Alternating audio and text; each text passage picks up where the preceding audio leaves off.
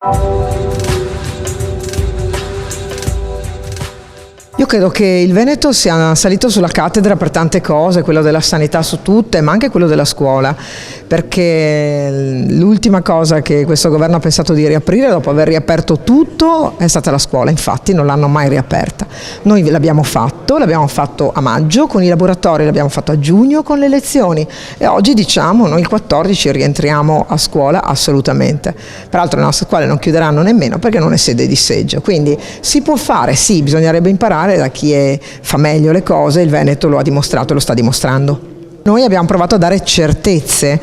la prima con il manuale operativo che abbiamo scritto con l'ufficio scolastico regionale, la seconda soprattutto per quanto riguarda le nostre scuole, che sono le scuole della formazione professionale, una ripartenza fatta di condivisione di strumenti, di voglia di tornare a scuola e anche dimostrando che già alla fine dell'anno scolastico scorso le scuole della formazione professionale con grande attenzione per i ragazzi e le famiglie sono tornate in classe. Abbiamo dimostrato che si poteva fare e dimostriamo che si può fare anche con questo inizio di anno scolastico. Il lavoratore fragile è una precisa definizione, non è mi sento fragile, non mi sento tanto bene, quindi se è personale, se sono lavoratori che hanno alcune patologie, sì, devono essere tutelate e questo attiene al modello organizzativo della singola scuola, nel senso che possono fare come all'università con questa modalità, così come possono essere non impegnati in classe e magari faranno qualcos'altro, però questo attiene all'organizzazione della singola scuola dopo aver